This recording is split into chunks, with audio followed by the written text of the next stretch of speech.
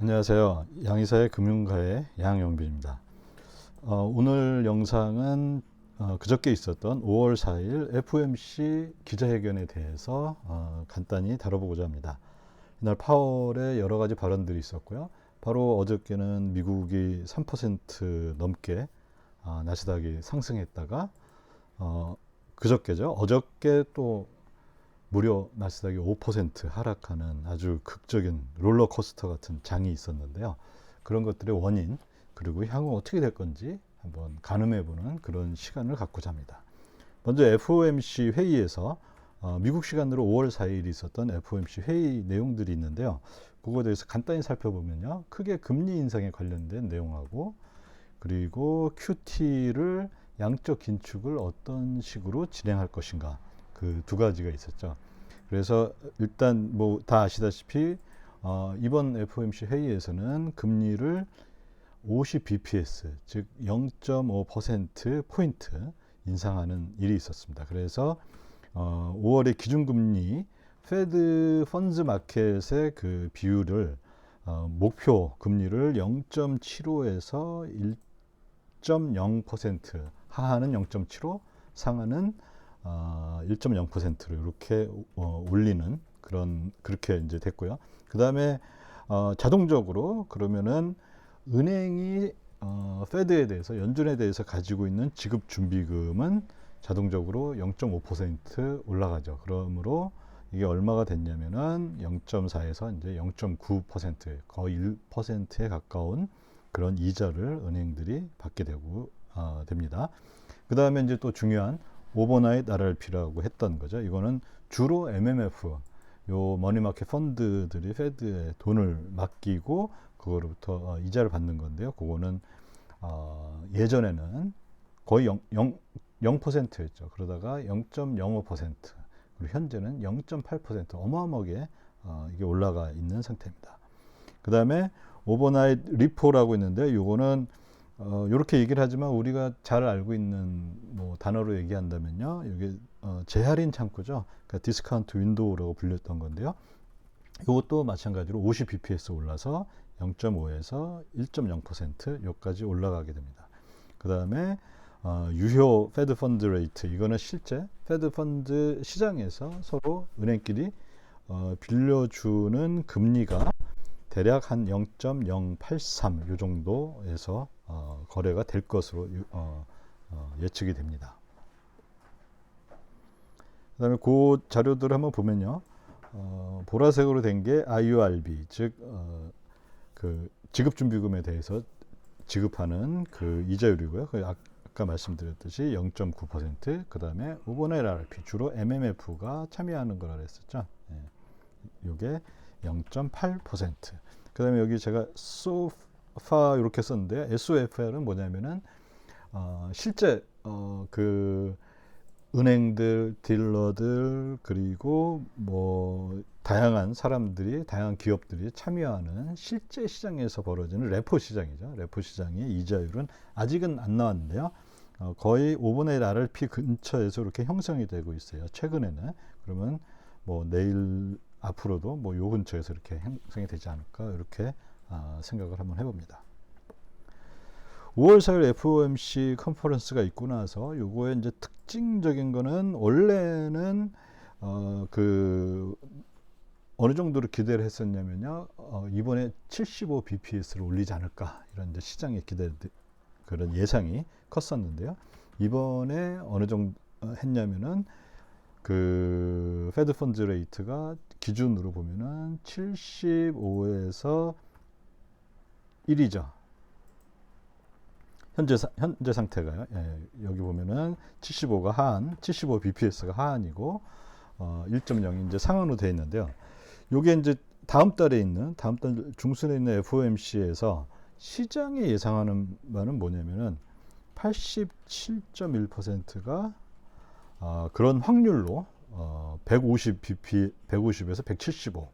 그 얘기는 뭐냐면은 6월 달에 시장이 바라보는 거는 얼마냐면, 6월에는 75bps를 인상할 거다, 이렇게 시장의 압도적 다수가 또는 확률이 그렇게 현재 이제 가격으로부터 유추할 수 있는 확률이 87% 이렇게 됨을 볼 수가 있습니다.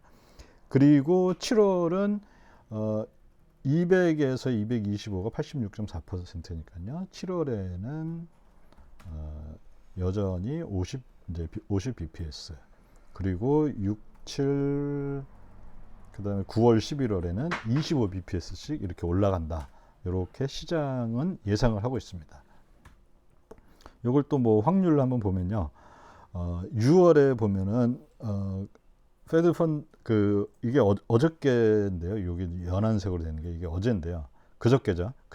일주일 전에 그저께로부터 일주일 전에 이제 전체 평균인데요. 그러다가 어제 5월 5일이죠. 미국 시간으로 5월 나스닥이 5월 4일이죠. 나스닥이 이제 폭등하면서 살짝 내려왔다가 다시 또 그 5월 5일 나스닥이 또 폭락하면서 다시 올라가는 모습들을 볼 수가 있습니다. 시장은 여전히 이번 달에만 75 bps 인상을 안 했을 뿐이지 다음 달에도 여전히 75 bps에 대한 인상을 예상을 하고 있는 것 같습니다.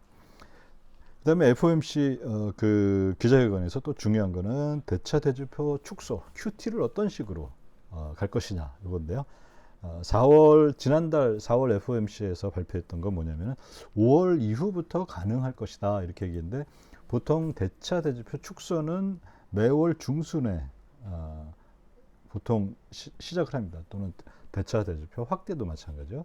매월 중순에 이걸 시작하는데, 이번에는 이제 어떻게 했냐면은 5월 중순에 시작하는 건 아니고 6월 1일부터 시작을 할 것이다. 그래서 한 기자가 파월 의장한테 왜 그러면 특별히 6월 1일에 시작하는 게 뭐 의미가 있습니까? 그러니까 파월이 이제 그 기자회견 내용을 보면은 뭐 큰 의미는 없다. 그냥 6월 1일로 시작했던 거고, 장기적으로 앞으로 QT를 할 텐데 그 뭐 2주 늦춰지고 당겨지고 하는 것이 그렇게 큰 의미는 없다. 이런 식으로 답변을 했습니다. 그리고 마찬가지로 그 QT를 하는 방법은 만기가 도래하는 국채 또는 MBS, 연준이 보유하고 있는 그 국채나 MBS에 대해서 만기가 도래하는 것을 그대로 청산하고 다시 되사지 않는 방법, 요거를 그대로 할 거다 이렇게 얘기를 했습니다. 그 다음에 처음에 이제 4월에 얘기했던 게 국채는 600억, 그 다음에 MBS는 350억 달러 이렇게 이제 줄여 나간다 이렇게 했었는데, 그럼 이게 점진적으로 줄여나갈 것이냐 아니면 한꺼번에 할 것이냐, 그거에 대한 여러 가지 예측들이 있었는데요. 이번엔 이제 좀 확실하게 그 얘기를 해줬네요. 처음 3개월 6, 7, 8월은 국채는 300억씩, MBS는 175억 달러씩 줄일 것이다 이렇게 얘기를 했고요. 그 다음에 만기가 돌아오는 게 300억 달러가 안 될 수도 있죠. 뭐 250억 달러 이렇게 될 수도 있죠. 그러면은 모자라는 거, 국채의 경우에는 다시 말하자면 만기가 1년짜리 이하인 그 재무성이 발행한 국채로 그 나머지를 채울 것이다 이렇게 얘기를 했고요. 그 다음에 MBS는 좀 달라요. 그 얘기가 현재는 없습니다. 현재 MBS의 그 만기 돌아오는 걸 보면은 175억 달러는 충분한데 350억 달러까지는 아직 충분하지는 않습니다. 그 얘기는 한번 좀 이따가 그 구체적인 차트를 보면서 한번 더 자세히 보도록 하겠습니다.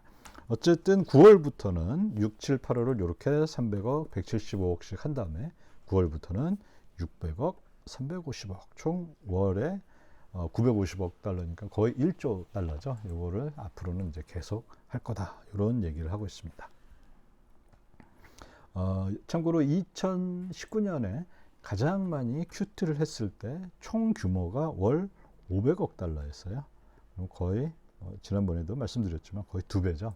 그래서 굉장히 폭과 속도가 빠르다라는 거 우리가 좀 느낄 수가 있겠죠. 요거는 지난번에 이제 했던 건데요. 했던 내용인데 그 트레저리 즉 국채를 600억 달러 또는 60빌리언, 뭐 60빌리언 이렇게 되어 있는데요. 600억 달러만큼을 줄여 나가겠다 했는데요. 보면은 만기가 돌아오는 게 예를 들어 올해 9월에는 요만큼 작아요. 그러면 어떻게 하겠냐? 요 나머지 부분은 채워놓겠다. 뭘로 채워놓냐면은 그 만기 1년짜리 이하인 그 트레저리 빌로 채워넣겠다. 마찬가지로 쿠폰이라는 게 보통 노트하고 본드, 즉 1년 이상의 만기를 가진 그것들을 의미하거든요. 근데 뭐 이런 2023년 2월에는 아무런 문제가 없어요. 그 많으니까요. 그러면 요 600억 달러 밑에 부분만 그냥 만기 상환만 해주면 되는 건데요. 다른 경우에는 이런 식의 그 조정들이 있다 이렇게 얘기를 합니다. 그 다음에 요거는 MBS의 경우인데요. MBS 경우에는 만기가 돌아오는 게 대부분 300억 달러, 350억 달러 밑이에요. 다 보면은. 그러면 요 나머지는 어떻게 하냐? 현재는 얘기하고 있는 바가 없습니다. 이게 페드가 직접 가지고 있는 그 MBS를 판다. 그러면은 이거는 무슨 얘기냐면 MBS는 보통 뭐 30년 만기가 30년 이렇게 됐겠죠. 물론 어떤 MBS는 이제 페드가 오래 들고 있었으니까 만기가 뭐 10년도 안 남은 것도 있을 거고요. 이제 또는 20년도 안 남은 것도 있겠지만은 어쨌든 페드가 지금 현재 이자율이 올라간 상태에서 이 각 보유하고 있는 이 MBS를 매각한다. 이 얘기는 뭐냐면은 손실이 바로 실현이 된다는 거죠. 만기까지 갖고 가면은 뭐 손실 볼 필요는 없는데요. 중간에 이자율이 올라갔을 때 그 페드가 이거를 직접 매각한다. 이거는 손실이 필연적이게 되고 그 얘기는 뭐냐면은 국회가 굉장히 싫어하겠죠. 국회 불려가서 너 왜 이런 일을 했어 이제 그런 식의 얘기를 들을 수가 있기 때문에 아마 요거는 그때 이 페드의 사정과 또 경제 상황에 따라서 아마 달라질 것 같습니다. 그래서 파월 의장도 자세한 거는 나중에 그때 상황을 보고 결정하겠다 이렇게 얘기할 정도였어요. 자, QT 그 다음에 금리 인상 그리고 또 중요한 것 중에 하나가 노동시장에 대한 연준의 판단인데요. 연준의 판단은 현재 노동시장은 초과 수요 상태에 있다. 이런 얘기를 하고 있습니다. 뭐 이거는 우리도 그동안에 신문지상을 통해서 굉장히 많이 알려져 있는 건데요. 구체적으로 올해 1, 4분기에 170만의 미국에서는 고용이 증가했다고 합니다. 그리고 실업률은 3.6%인데요. 미국 역사에서 지금 현재 50년 만에 최저치다. 이 얘기는 뭐냐면 1970년대 초반 이후에 최저치라는 얘기죠. 굉장히 미국의 고용시장이 좋다는 거고요.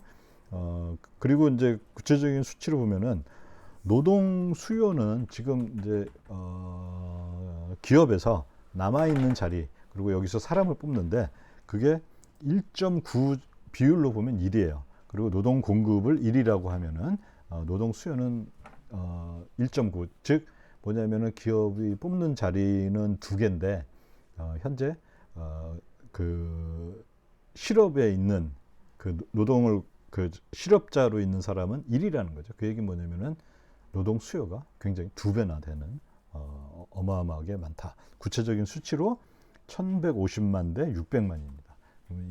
이게 이야기하는 거는 현재 노동시장이 굉장히 이제 타이트하다 뭐 이런 표현을 쓰죠. 그러니까 기업에서 사람을 뽑고 싶어도 사람을 뽑지 못하는 아주 그 노동시장에서의 초과 수요가 현재 존재하고 있고요.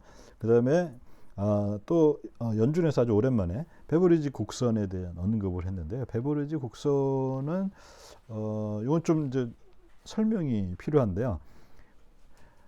여기 노동을 수요로 하는 그러니까 일자리가 지금 현재 비어 있는데 예를 들어 제가 기업을 하면은 우리 회사에 뭐 격리 자리하고 생산직 자리 2자리가 비어 있어.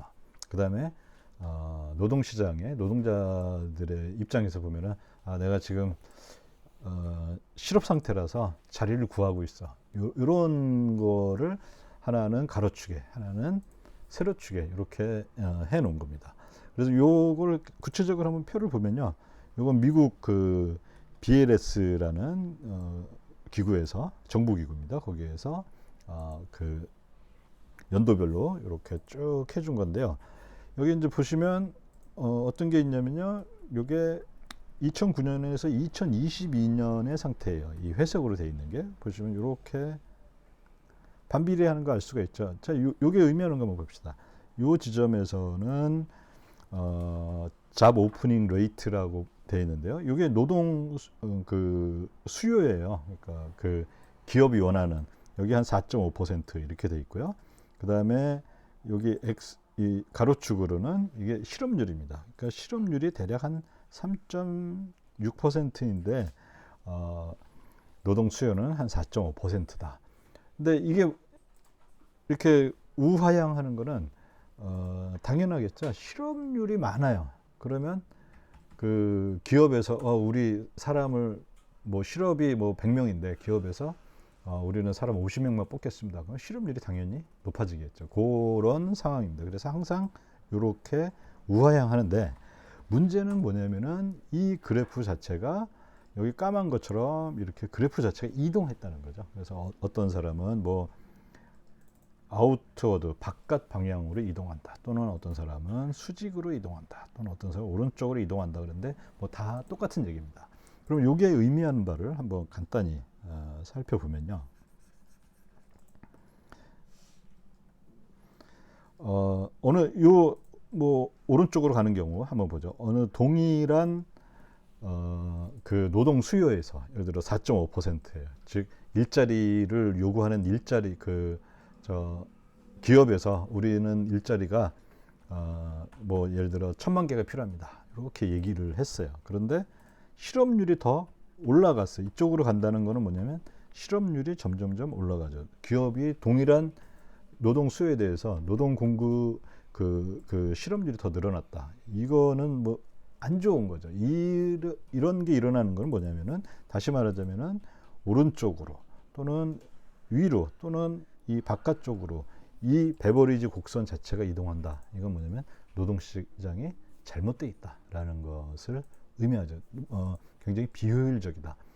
비효율적인 거의 가장 큰 이유 중에 하나는 뭐냐면은 기업이 예를 들어 뭐 컴퓨터를 잘 다루는 사람을 뽑고자 100명 모집 광고를 냈는데 실제 노동시장에 실업으로 존재하는 사람들은 컴퓨터를 다룰지 모른다든지 이런 식으로 그 잡 스킬이라고 그러죠. 그러니까 자기 일의 그 노동에 하는 데 있어서 어떤 그런 기술 수준이 서로 맞지 않는 상황.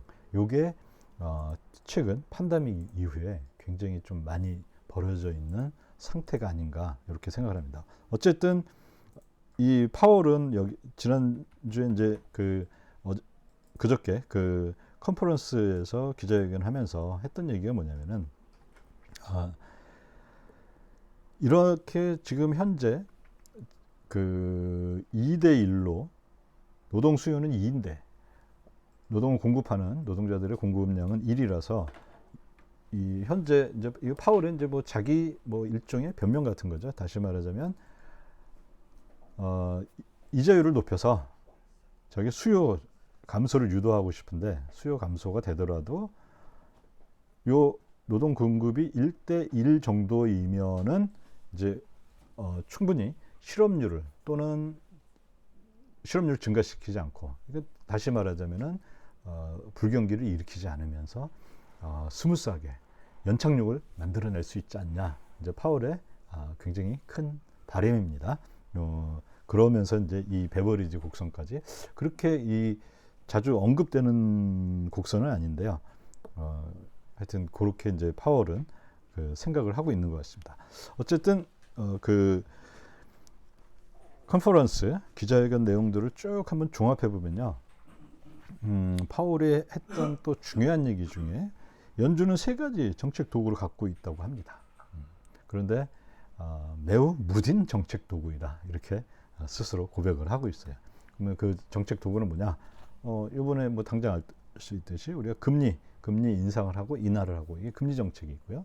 그 다음에 대차대조표 정책은 이건 뭐냐면 QE 또는 QT죠. QE를 하면 대차대조표를 확장시키는 거고 QT를 하면 대차대조표를 줄이는 거죠. 이게 있고요. 그 다음에 이제 굉장히 중요한 연준의 정책으로는 뭐가 있냐면 포워드 가이던스라고 해서 이건 뭐냐면 연준이 실제 어떤 행동은 안 하더라도 또는 한 앞으로 우리가 1년간 어떻게 할 거야 라고 시장을 안심시켜주는 얘기들을 합니다. 근데 이게 QE에서는 굉장히 많이 자주 쓰였죠. 예를 들어 2019년에 레포 시장이 발작이 일어나고, 그리고 또 연이어서 2020년 3월에 그 팬데믹이 발생하고, 그러면서 시장이 이제 패닉에 빠졌을 때 연준이 포워드 가이던스를 굉장히 강력하게 주었죠. 우리 이자율 계속 유지할 거고, 그 다음에 QE 계속 무제한 QE를 갈 거야라고 했고, 실제 그걸 지켰고요. 그리고 이게 벌써 2년의 시간이 흐르면서 연준은 그대로 이제 해왔는데요. 보통 포워드 가이던스 하면은 뭐 한 달, 두 달, 세 달 이 정도 문제가 아니라 최소한 6개월, 1년 이 정도의 전망을 내놓으면서 그거 우리는 이렇게 할 거다. 보통 이렇게 했던 거 이제 최근 몇 년간에는 좀 그랬었는데요. 이번에 아주 좀 어떻게 본다면 좀 폭탄 같은 발언을 합니다. 60일 현재는 파월의 얘기는 뭐냐면 60일, 90일 이 정도 포워드 가이던스도 제공하기가 매우 어려운 상태이다. 예, 이 얘기는 뭡니까? 앞으로 나는 파월은 이제 6월, 7월에서 75 할 수도 있고 더 크게 할 수도 있고 뭐 그 정도 크게는 할 수 있지 않겠지만 시장의 예상을 뛰어넘는 거 언제든지 할 수 있고 또 언제든지 또 좋은 방향으로 갈 수도 있고. 근데 이거는 무엇을 의미하냐면 시장 변동성 확대가 굉장히 피할 수가 없게 된다. 그래서 여기까지 이제 제가 본다면은 이번 연준의 FOMC 요 발표를 보면서 시장 변동성 확대는 아주 이제 거의 뭐 피할 수 없는 그런 게 됐고요. 그리고 굉장히 위험 자산 쪽에 뭐 주식이라든지 뭐 특히 뭐 저 채권도 마찬가지죠. 근데 뭐 주식 이런 위험 자산 쪽에는 굉장히 안 좋은 시그널을 현재 주고 있다. 이렇게 이제 판단할 수가 있을 것 같습니다. 네, 여기까지 이렇게 간단하게 FOMC 회의에 대해서 알아봤고요. 다음 시간에는 FOMC 회의에 이제 또 좀 더 깊숙하게 다양한 여러 가지 것들, 또 앞으로 운명 뭐 그런 것들에 대해서 더 다뤄보고자 합니다. 네, 오늘은 여기까지 FOMC 기자회견에 대해서 간단하게 준비를 해보았습니다. 대단히 감사합니다.